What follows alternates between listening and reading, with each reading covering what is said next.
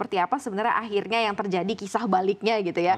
Di balik lobby-lobby Vale Canada Limited ini sampai akhirnya sudah dominasinya porsinya di pemerintah begitu ya di Indonesia sekarang saat ini, Mas Dana. Ya oke, jadi sebenarnya aku juga sedikit mengkoreksi kata lobby-lobby lah. Jadi ini lebih kepada diskusi yang konstruktif. Jadi memang saya pribadi perlu mengapresiasi pihak-pihak yang terlibat dalam konteks pemerintah. Kita ada Kemenko Marves itu sendiri, Kementerian Investasi, BUMN, ESDM, Kemenq yang kita bekerja bersama-sama, juga Vale Canada, juga Sumitomo. Jadi memang sebenarnya mungkin kalau publik mengira bahwa bicara soal mungkin harga saham, gitu ya. Tapi sebenarnya enggak. Secara substantif, yang paling penting bagi pemerintah itu adalah kelanjutan pengembangan industri dari Vale itu sendiri. Hilirisasinya seperti apa, dalam 20 tahun ke depan seperti apa, itu yang kita lihat, dampaknya seperti apa, penerimaan negaranya berapa, nah itu yang kita kunci dulu. Nah bagi saya itu yang menjadi hal yang paling mendasar dan diskusi sebenarnya nggak alot ya, tapi karena butuh teknis, nah itu yang panjangnya di situ. Apa sih sebenarnya faktor teknis atau faktor yang cukup membuat kemudian ini prosesnya terkesan lama, makanya kemudian muncul narasi-narasi alot dan lain sebagainya sih Mas Dana sebenarnya in the real-nya tuh di lapangan seperti apa? Sebenarnya kan tadi yang saya bilang di awal Mbak Maria, bahwa sebenarnya dalam konteks ini kita melihat sampai 20 tahun ke depan. Dan kita ketahui bersama dalam membuat satu planning selama 20 tahun itu bukan hal yang gampang. Butuh satu kematangan, butuh satu akurasi yang baik, apalagi kita ekspansi di 3 tempat kan. Tempat yang existing di Sorowako, di Pomala, sama di Bahodopi. Nah ini investasi juga nggak main-main. Insya Allah Mbak bayangkan, selama 55 tahun, Vale Indonesia realisasi investasi kurang lebih 4,5 miliar dolar, 55 tahun. Rencana yang kita akan buat nanti selama 20 tahun itu 11 miliar dolar. Jadi bisa dibandingkan tuh dengan satu durasi yang bahkan nggak nyampe, yang cuma setengahnya, tapi nilai realisasi investasi 2 kali lipat.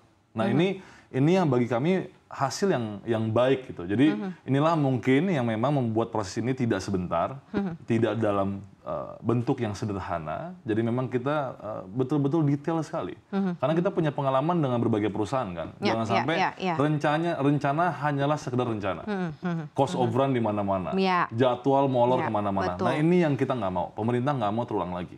Nah inilah yang kita jaga ke depannya. Terulang lagi itu artinya waktu zaman dulu ketika divestasi yang awal gitu ya, masa Freeport dan lain-lain perusahaan lain-lain lah. Jadi saya nggak bisa menyebut perusahaan mana aja, tapi hal ini lumrah terjadi di berbagai perusahaan. Makanya pengalaman itu kita pakai, nggak boleh terjadi lagi di Vale Indonesia. Nah ketika kemudian kita catat ada nama-nama menteri yang akhirnya ikut contribute dalam divestasi ini, apakah karena memang sangat dibutuhkan ataukah karena apa? Karena memang urusan teknis itu yang membutuhkan akhirnya banyak menteri yang turun gunung gitu dalam divestasi Vale ini. Jadi memang ini kan pendekatan yang dilakukan oleh pemerintahan Joko Widodo. Bagaimana memang ketika kami menemukan satu tantangan ataupun masalah ya, atau hal-hal yang kami anggap penting, ya kita keroyokan. Kenapa? Karena jangan sampai kita tahu lah Mbak, bahwa dalam satu struktur pemerintahan, salah satu faktor atau variabel utama selalu birokrasi. Kalau nggak ada koordinasi di sana, ribet lah. Gitu ya. Jadi maksud saya adalah konteksnya misal contoh, Main ID kan pasti di Kementerian BUMN. Kita bicara soal penerimaan negara pasti Kementerian Keuangan. Ya kan? Terus kalau kita bicara soal katakanlah izinnya, itu bicara di SDM sama di BKPM. Nah inilah yang kita harus bekerja bersama-sama. Makanya ini tim negosiasinya itu bareng-bareng. Nah itu kita bareng-bareng di sana, terlibat bareng-bareng agar memang jangan sampai satu kebijakan diambil, ternyata yang lain nggak tahu. Nah kebijakan ini harus berdasarkan keputusan bersama dan kita bertanggung jawab bareng-bareng. Sekali jalan gitu ya istilahnya. Selesai. Begitu, dan terbukti kan, alhamdulillah memang ya bukti kemarin kita udah tanda tangan, divestasi 34% saham pemerintah di sana dan kita kuasai sekarang Vale Indonesia.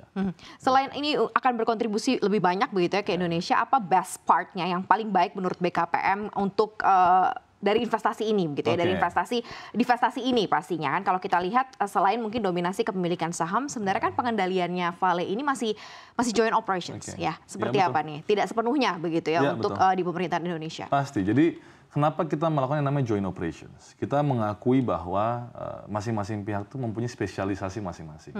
Ya, Mbak Maria, Vale Indonesia itu dia perusahaan atau fasilitas arkefnya yang di Sorowako itu merupakan fasilitas arkef yang dengan emisi karbon terendah se-Indonesia.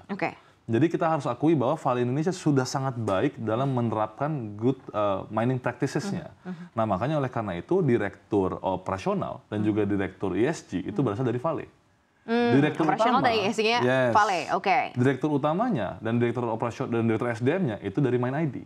Jadi kolaborasi ini pasti harus selalu dibutuhkan agar semuanya lengkap lah di sana. Dan hal-hal yang baiknya sekali lagi Mbak Maria, Bukan dalam konteks misalnya katakanlah, oh pemerintah bisa mengambil sahamnya dengan harga 3.050, bukan. Sekali lagi yang paling penting Mbak, apalagi kalau Mbak Maria nanya ke kami di BKPM, KPI kami sederhana sekali, realisasi investasi berapa. Nah tadi yang saya bilang, 11 miliar US dollars. Itu perkiraan realisasi investasi sampai tahun 2045. Dibandingkan yang 55 tahun 4,5 miliar. Jadi itu hal-hal yang terbaik seperti itu. Dan yang kedua adalah, pastinya sudah masuk ke dalam tataran teknis.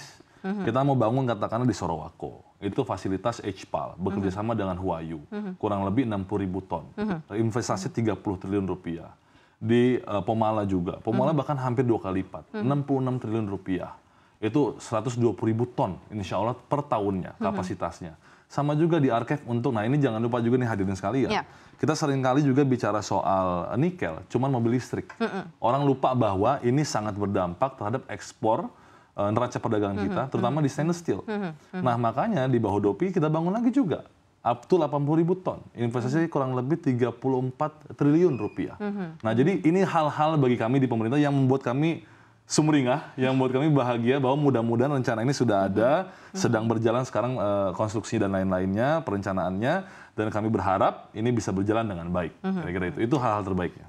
Kalau misalnya KPI di BKPM adalah realisasi investasi, tapi kalau kemudian mendengar selentingan di luar gitu ya, atau statement terkait mengenai ya terlalu mahal nih untuk harga sampai di 3.000-an atau sebenarnya kan bisa di 2.000-an gitu ya, seperti biasa seperti itu. Ini kalau dari BKPM site-nya tanggapannya seperti apa, Mas? Jadi ini mungkin yang berpendapat nih, wah jangan-jangan suka goreng saham juga nih ada. Tapi kan ini candaan aja. Jadi memang Mbak Maria perlu kita melihat ini secara objektif dan juga komprehensif. Jadi yang pertama bahwa harga sahamnya Vale Indonesia ini kan PT TBK. Kita bisa lihat sepanjang 2021, 22, 2023 bahkan nggak pernah turun dari 4.000. Menyentuh angka 3.600 baru di awal 2024. Jadi bisa dibayangkan tuh. Jadi pas ketika pemerintah dapat harga 3.050 itu sudah baik sekali.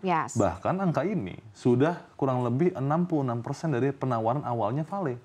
Dan yang kedua sudah juga di bawah harga KJPP. Jadi sebenarnya pemerintah dalam konteks divestasi ini sudah mendapatkan haknya dan juga keistimewaannya dengan baik. Jadi ini yang sebenarnya udah oke banget lah. Pemerintah udah oke sekali dan saya yakin kok. Saya yakin juga bahwa harga saham Vale akan meningkat juga.